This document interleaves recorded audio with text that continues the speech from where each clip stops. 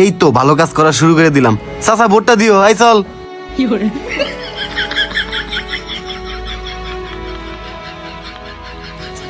মানুষের মন জয় করার লেগে যদি আজকে টয়লেটও পরিষ্কার করা লাগে তাই করবো।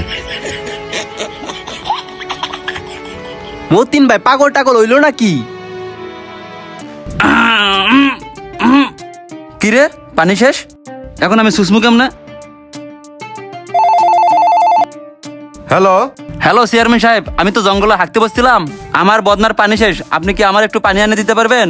এই হালা ফকিনির বাচ্চা, আমি একবার গেলেই তো 5 জন আমারে হুসাইয়ে দেয়। 5 জন বাসায় কাজের লোক আছে, আর তুই একবার বসেছিস, তোরে আমি পানি এগাই দিমু। ফোন রাখ। চেয়ারম্যান সাহেব, আমার শ্রীরাম গোষ্ঠীতে 105টা ভোটার ছিল, আপনার কি ভোট লাগবে না? কি কস? 105টা ভোট আছে? খারা, আমি এখনই আইতাছি। ওই চালু করে চল। আহ কি শান্তি। খালি নির্বাচনটা শেষ হোক, এদিকটা যদি তোর আইকল্লা বাস না দিছি আমি। শুনো আমার গ্রামবাসীরা, তোমাদের যে কারণে ডাকছি, রাত পোহালেই তো নির্বাচন। সবাই ভোটটা কিন্তু আমারে দিবা, আর তোমাকে যত দাবি দেওয়া আছে সব আমি পূরণ করবো। চেয়ারম্যান সাহেব, আমার একটা আবদার আছে। আমাদের শ্রীরাম গোষ্ঠীর লোকজন প্রতিদিন সাগো পার হয়ে যায়, তো এখানে সাগো যেন পার না হতে হয়, সেক্ষেত্রে একটা ব্রিজের ব্যবস্থা করে দিবেন। তুমি এটা নিয়ে কোনো চিন্তা করো না। মনে করো আমার চেয়ারম্যান হওয়া শেষ, তোমার ব্রিজের কামও শেষ, চিন্তা করো না।